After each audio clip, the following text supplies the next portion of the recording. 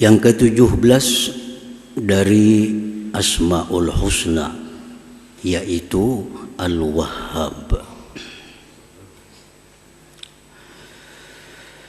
Di dalam Al-Quranul Karim ada beberapa disebut nama Allah Al-Wahhab ini. Di antaranya firman Allah Ta'ala, A'udzubillahi minasyaitonir rajim, wa hab lana min ladunka rahmah innaka antal wahhab. Artinya, dan berikan kepada kami dari sisi engkau rahmat, sesungguhnya engkau itu adalah maha pemberi. Jadi rahmat Al-Wahhab itu secara ringkas diartikan dengan maha pemberi, Al-Wahhab. Al-Wahhab huwa alladhi yu'ti kulla muhtajin ma yahtaju ilaihi la li'iwadin wala ligharadin ajilin wala ajil. Al-Wahhab itu artinya adalah yang memberi tiap-tiap orang yang berhajat akan sesuatu yang dia hajatkan kepadanya. Dia beri seseorang yang berhajat bukan untuk diganti, bukan ada tujuan-tujuan, baik di dunia maupun di akhirat nantinya. Jadi itulah makna Al-Wahhab.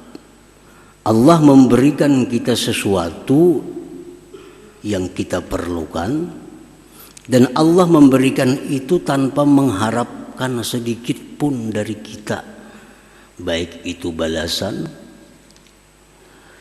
di dunia maupun di akhirat.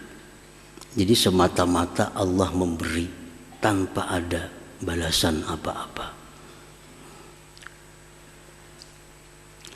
Paman wahaba walahu fi hibatihi gharadun yanaluhu min sana'in au mawaddatin au ghairihima falaysa biwahhab.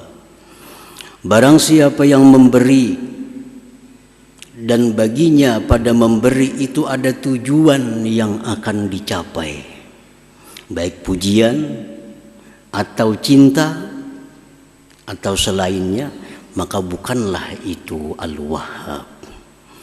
Jadi kalau kita memberi sesuatu ada maksud, ada tujuan, baik tujuannya berupa materi atau tujuannya berupa pujian, maka bukanlah itu namanya Al-Wahhab.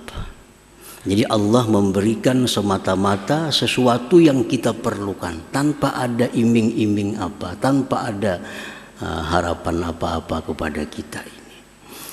Para muhibbin rahimakumullah, perkara Allah menyuruh kita untuk takwa, Allah menyuruh kita sembahyang, Allah nyuruh kita sedekah, itu kembali kepada kita manfaatnya, bukan kepada Allah. Jangan sekali-kali berprasangka bahwa Allah itu menyuruh kita sembahyang supaya dia lebih mulia. Jangan sekali-kali berprasangka bahwa Allah itu menyuruh kita berzikir agar dia menjadi lebih tinggi. Bukan itu.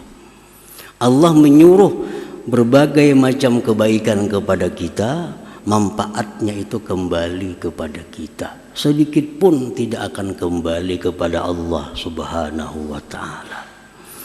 Nah, para muhibbin rahimakumullah, sebesar apapun taat kita kepada Allah, kada akan meninggikan kedudukan Allah.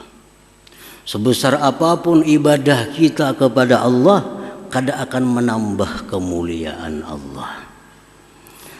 Sebesar apapun maksiat kita kepada Allah, sebesar apapun ingkar kita kepada Allah, sedikit pun kada akan menurunkan ketinggian derajat Allah Subhanahu wa ta'ala. Jadi perbuatan taat yang disuruh Allah kepada kita untuk kita, untuk kita. Perbuatan maksiat yang dilarang Allah kepada kita itu pun untuk kita. Karena setiap maksiat itu ada mengandung mudarat. Setiap maksiat baik kecil ataupun besar di dalamnya ada mudarat, ada bahaya.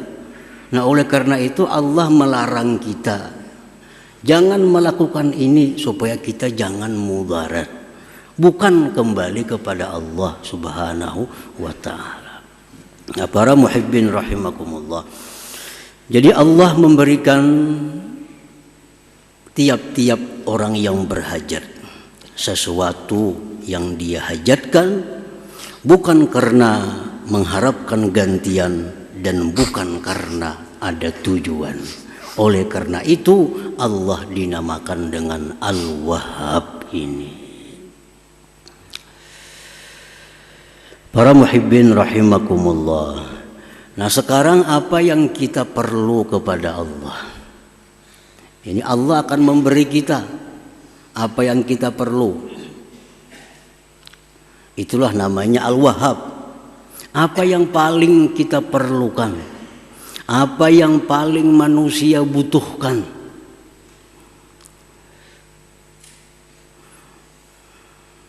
Allah mengajarkan dalam doa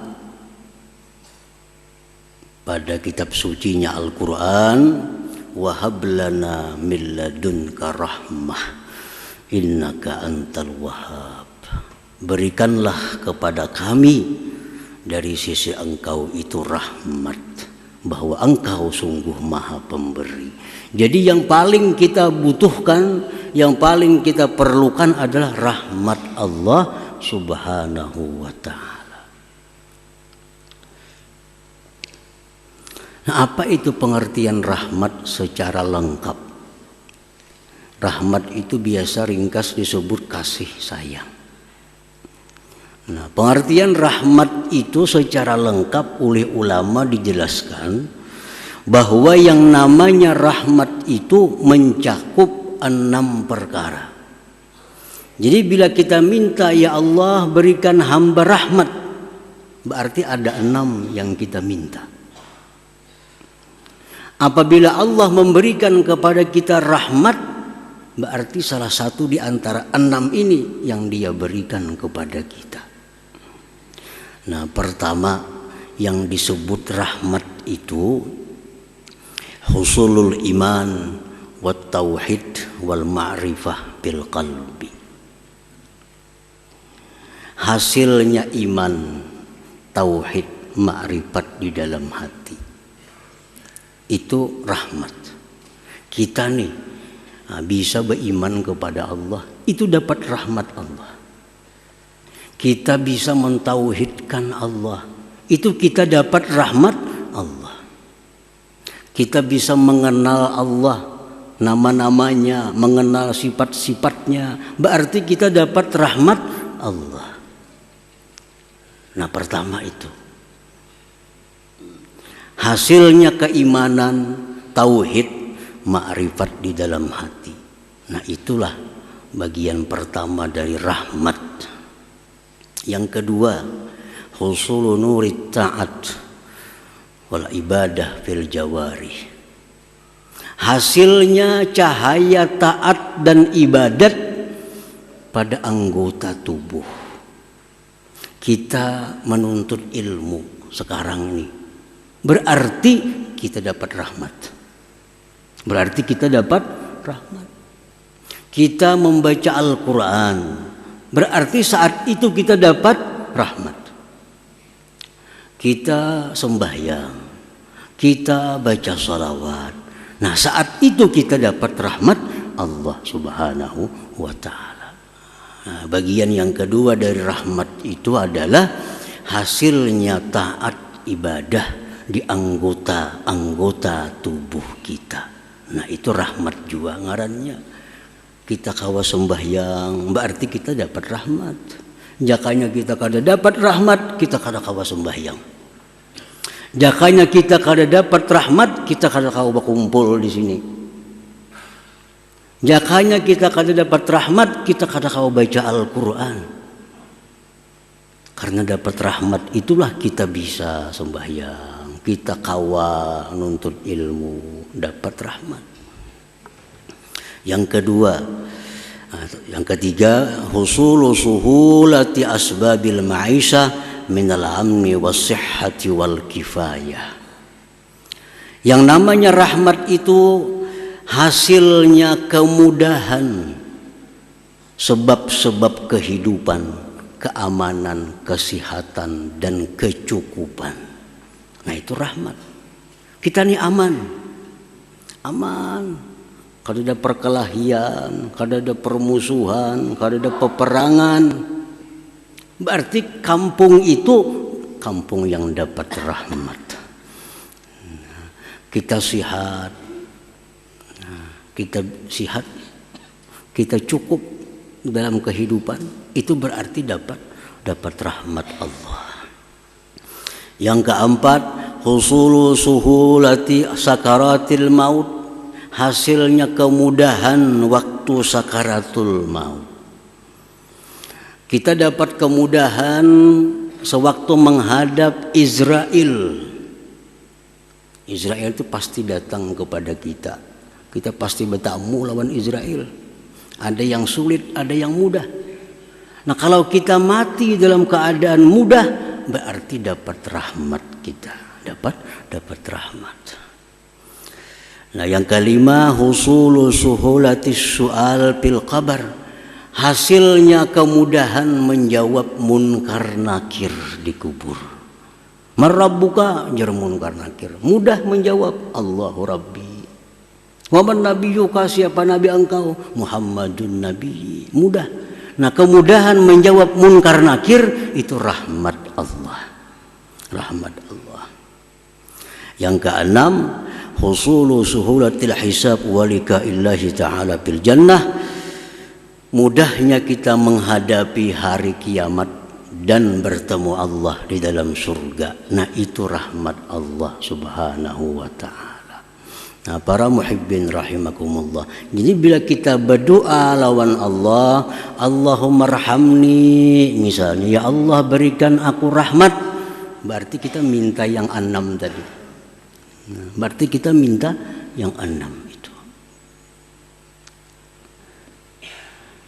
Kita minta iman, tauhid, ma'rifat. Kita minta bisa untuk ibadah, taat kepada Allah. Kita minta keamanan, kesehatan, kecukupan. Kita minta mudah menghadap sakaratul maut. Kita minta mudah jawab munkar nakir.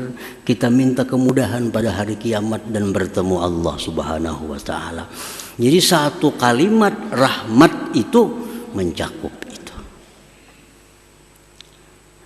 Nah, jadi Allah subhanahu wa ta'ala yang bernama Al-Wahhab, Allah berikan rahmat itu kepada kita tanpa ada minta imbalan sedikit jua pun, tanpa ada untingan, tanpa ada tujuan apapun, semata-mata anugerah dari Allah subhanahu wa ta'ala. Al-Wahhab.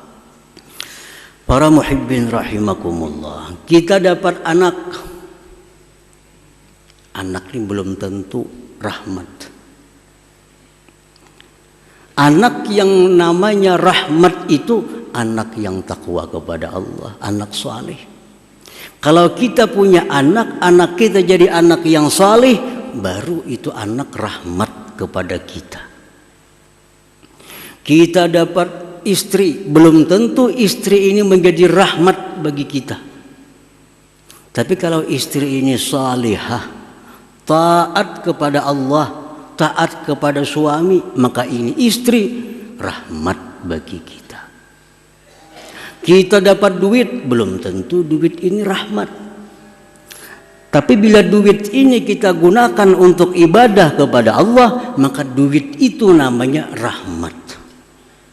Pangkat, kedudukan, jabatan, belum tentu ini kedudukan rahmat. Kedudukan, pangkat yang namanya rahmat itu adalah pangkat dan kedudukan yang dijalankan dengan benar, yang dijalankan untuk mensejahterakan umat Nabi Muhammad sallallahu alaihi wasallam. Itulah pangkat yang namanya rahmat Allah subhanahu wa ta'ala. Jadi setiap rezeki dari Allah belum tentu nikmat. Setiap nikmat belum tentu rahmat. Rezeki ini ada yang halal, ada yang haram. Nah, rezeki yang halal disebut nikmat. Nah, nikmat ini bila disyukuri menjadi rahmat. Tapi bila nikmat ini kada disyukuri, maka dia berubah akan menjadi azab kepada kita. Nah, para muhibbin rahimakumullah. Al-asya'u allati tajribu rahmatallah ta'ala. Ini sesuatu yang membawa, yang menarik rahmat Allah. Nah, begitu pentingnya rahmat Allah, kita disuruh untuk mencari rahmat itu. Di mana kita mencari rahmat Allah? Nah, di mana andaknya rahmat Allah itu? Pertama, kalau kita hendak dapat rahmat Allah itu, satu, doa. Nah, berdoa. Dan doanya pun diajarkan oleh Allah. Doanya pun diajarkan oleh Rasulullah. Rabbana la tuzigh qulubana ba'da idh hadaitana wa hab lana min ladunka rahmatan innaka antal wahhab. Nah, baca aja doa itu memancing datangnya rahmat kepada kita. Dan rahmat ini kada diberikan Allah kepada semua orang. Rahmat ini hanya diberikan Allah kepada orang-orang yang dia cintai. Orang kafir kada diberi Allah rahmat. Dan kita kada boleh memintakan orang kafir agar dapat rahmat. Kada boleh. Ada orang kafir, mudahannya diberi rahmat, kita nang berdosa. Doa untuk orang kafir itu hanya satu. Ya Allah, berikan dia hidayah kepada jalan yang benar. Allahumma hdih ila siratil mustaqim. Kita melihat orang kafir, melihat orang musyrik, doakan agar mereka dapat hidayah, petunjuk dari Allah. Jangan didoakan dapat rahmat. Karena rahmat itu Allah kadang akan memberi kepada orang kafir. Rahmat hanya diberi kepada orang-orang yang dicintai oleh Allah Subhanahu wa ta'ala. Satu doa tadi. Nah, biasakan berdoa minta rahmat. Nah, bisa dengan doa tadi, atau Allahumma arhamni, ya Allah berikan aku rahmat. Irhamni itu artinya berikan aku rahmat. Wa minha hudhuru majlisi ilmin wa zikrin, dan sebagiannya lagi untuk mendatangkan rahmat itu menghadiri majlis zikir, majlis ilmu. Kita berkumpul. Nah, berkumpul berzikir kepada Allah itu mendatangkan rahmat. Baik zikirnya berupa menyebut lafzul jalalah atau zikirnya itu membahas tentang hukum-hukum Allah. Kita dudukan bertiga, berempat, 10, 20 orang. Kita berzikir. Baik zikir salawat, Quran, atau kita membaca kitab-kitab yang membahas tentang halal haram. Nah, itu datang rahmat Allah kepada kita. Turun rahmat Allah kepada kita. Rasulullah SAW bersabda, la yaq'udu qaumun yazkuruna Allah azza wa jalla illa haffathumul malaikah wa ghashiyatuhumur rahmah wa unzilat alaihimus sakinah wa zakarahumullah fi man indah, rawahu Muslim. Tidak duduk sekelompok orang berzikir kepada Allah, melainkan meliputi akan mereka itu oleh malaikat. Nah, malaikat ini bertumpang-tumpang sampai ke atas langit. Ini malaikat melindungi orang nang zikir kepada Allah nih, bertumpang berlapis-lapis sampai ke atas langit. Wa ghasyiyatuhumur rahmah, dan meliputi akan mereka itu orang yang berzikir rahmat Allah. Nah, orang ini diliputi oleh rahmat Allah. Dan diturunkan atas mereka ketenteraman, dan mereka disebut-sebut Allah di sisi para malaikatnya. Jadi hadir ke majelis ilmu, hadir ke majelis ta'lim, itu adalah menarik rahmat Allah. Nah, yang ketiga, ziaratus salihin, ziarah kepada orang saleh. Ziarah bailang, baik yang diilang ini masih hidup atau yang diilang ini sudah dikubur. Kita ke kubur orang saleh, kita bailang ke rumah orang saleh, kita bertemu mereka, itu kita dapat rahmat Allah Subhanahu wa ta'ala. Walaupun kita diam, kada bepandir apa-apa, duduk, nah sudah dapat rahmat Allah. Nah, Imam Sufyan Ibnu Uyainah mengatakan, inda dzikris salihin tanzilur rahmah. Ketika kita menyebut nama orang saleh, kita dapat turun rahmat Allah Subhanahu wa ta'ala. Nah, kita sebut nama nabi misalnya, nah, kita sebut nama-nama sahabat, kita sebut nama-nama para imam, nah, kita sebut nama-nama para aulia, kita dituruni oleh rahmat Allah Subhanahu wa ta'ala.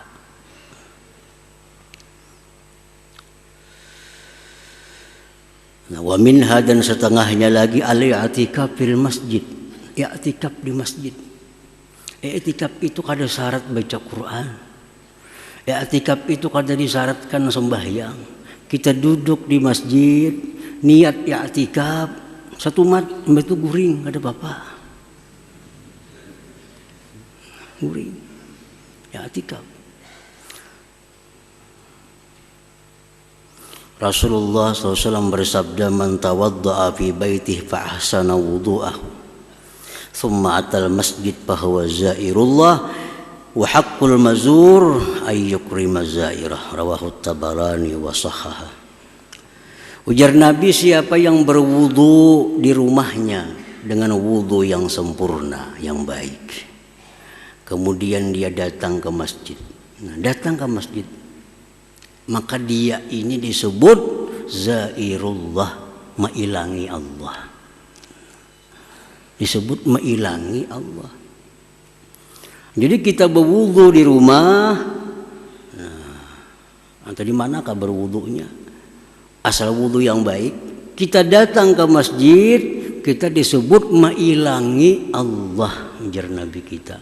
Dan pastilah yang diilangi itu Allah, artinya ayyukrima zairah, memuliakan orang yang mailangi. Kita aja kalau ada orang mailang kita muliakan dengan jamuan minuman atau sebagainya, apalagi Allah. Nah, cuma Allah menjamu para tamu-tamunya dengan rahmatnya, dengan rahmatnya. Jadi kita berkumpul di masjid ini macam-macam fadilatnya. Antara lain kita duduk di masjid ini, pada hakikatnya kita mailangi Allah Subhanahu wa ta'ala. Dan wahakun, pasti, alal mazur, yang diilangi Allah memuliakan tamunya. Jadi orang yang suka ke masjid, duduk i'tikaf, itu orang yang selalu dapat rahmat Allah Subhanahu wa ta'ala. Wa minha qiraatul Quran, baca Quran, baca salawat, itu semua memancing kita untuk selalu berada dalam rahmat Allah Subhanahu wa ta'ala. Nah, para muhibbin rahimakumullah, al-mu'min bismillahil wahhab, orang yang beriman dengan nama Allah al-wahhab. Al-wahhab adalah yang memberi tanpa ada mengharapkan imbalan apapun. Nah, kalau kita beriman, kita percaya bahwa Allah itu al-wahhab, Allah memberi tanpa minta imbalan sedikit pun dalam bentuk apapun, kita selaku manusia, hambanya yang mengimaninya, ayyati ma yamlikuhu liwajhillahi ta'ala wahdah, la lil wusul ila na'imil jannah awil hadzari min azabin nar aw li hazzin ajilin aw ajil. Nah, kalau kita sudah beriman kepada Al-Wahhab sebagai nama Allah, maka kita memberikan sesuatu yang kita miliki kepada orang lain semata-mata karena Allah. semata-mata karena Allah. Bukan untuk masuk surga, bukan untuk selamat di neraka, bukan untuk apapun. Kita memberikan kepada orang sesuatu yang kita miliki semata-mata karena Allah. Itulah orang yang beriman kepada nama Allah Al-Wahhab ini. Jadi ini memberi sesuatu bukan untuk supaya selamat. Ini memberi sesuatu bukan untuk minta puji. Dia memberikan sesuatu bukan untuk masuk surga. Dia memberi sesuatu bukan untuk terhindar dari api neraka, tapi dia memberi sesuatu kepada orang karena Allah Subhanahu wa ta'ala. Titik, ingat situ aja. Nah, itulah contoh orang yang beriman kepada nama Allah Al-Wahhab tadi. Jadi kada usah lagi kita bersedekah supaya kada usah, cukup karena Allah. Dan apabila kita memberi sesuatu itu karena Allah, semua yang lain itu mengikuti, akan datang dengan sendirinya, walaupun kita kadang mengharap, walaupun kita kadang meminta. Kita memberi makan orang karena Allah, otomatis sudah Allah akan beri dia surga. Akan Allah jauhkan dia dari neraka. Dia akan dapat pujian dan dicintai oleh hamba-hamba Allah, walaupun itu di luar daripada harapan kita. Tapi kalau kita memberi supaya dipuji orang, belum tentu dipuji orang. Kalau kita memberi supaya dihormati orang, belum tentu dihormati orang. Tapi kalau kita memberi karena Allah semata-mata, semua anak lain akan kita dapatkan. Nah, jadi itu buah iman daripada nama Allah Al-Wahhab. Allah Al-Wahhab memberikan kepada orang tanpa ada tujuan apapun. Nah, kita pun memberikan kepada makhluk Allah tanpa tujuan apapun selain karena Allah Subhanahu wa ta'ala. Nah, para muhibbin rahimakumullah, para ulama banyak yang mengatakan bahwa Al-Wahhab ini mempunyai berbagai macam khasiat bagi orang-orang yang mengamalkannya. Antara lain, kalau kita membaca Al-Wahhab karena Allah Subhanahu wa ta'ala, kita akan diberikan oleh Allah pertama kekayaan. Maksud kekayaan hati. Hati kita ini merasa kita ini kaya. Hati kita merasa bahwa kita ini cukup. Nah, Al-Wahhab, apabila kita membacanya waktu sujud terakhir sembahyang duha, 14 kali cukup. Jadi sembahyang duha 2 rakaat misalnya, sujud terakhirnya kena ya Wahhab, ya Wahhab, ya Wahhab 14 kali. Diamalkan. Nah, artinya diamalkan tuh hari-hari. Nah, itu orang diamalkan. Namun sesekali banu kadang banu itu lain mengamalkan ngarannya. Ini diamalkan hari-hari. Nah, Allah akan berikan kita dengan namanya Al-Wahhab itu satu kekayaan. Setidak-tidaknya kaya hati. Nah, kaya hati. Nah, itu sudah dimujarab, dianggap mujarab oleh para ulama. Artinya kada seekong berdua ulama yang mengatakan itu mujarab. Kalau kita sembahyang duha, sujud terakhir, Subhana rabbiyal a'la 3 kali, nah ya Wahhab, ya Wahhab 14 kali tiap hari. Nah, kita akan diberi Allah itu. Itu antara lain daripada fadilatnya Al-Wahhab itu. Nah, kemudian lagi para ulama juga mengatakan kalau kita membaca doa ini 7 kali setiap sembahyang fardu, Rabbana la tuzigh qulubana ba'da idh hadaitana wa hab lana min ladunka rahmah innaka antal wahhab. Kita akan dijaga oleh Allah. Dijaga dari apa? Dari ikut aliran-aliran yang sesat. Sehingga sampai mati kita mengikuti aliran yang lurus, jalan yang lurus. Rabbana la tuzigh qulubana wahai Tuhan kami, jangan kau condrongkan hati kami ba'da idz hadaitana, sesudah engkau beri kami hidayah. Wa hab lana min ladunka rahmah, berikan bagi kami rahmat dari sisi engkau, innaka antal wahhab. Baca 7 kali mbah sembahyang. Mengkada kawa kalimah waktunya barang mbah maghrib mbah subuh. Baca 7 kali supaya kita bisa selamat dari tergoda dengan aliran-aliran yang sesat. Karena aliran dalam Islam ini banyak macam-macam aliran. Ada aliran yang kada bersembahyangan, ada aliran yang macam-macam. Nah, supaya jangan tergoda hati aliran yang kada jelas, yang bukan diajarkan Rasulullah, nah amalkan ini. Rabbana la tuzigh qulubana ba'da idz hadaitana wa hab lana min ladunka rahmah innaka antal wahhab. Insyaallah kita akan dibimbing sampai akhir hayat kita berada di jalan yang diridhai oleh Allah Subhanahu wa taala. Amin ya rabbal alamin.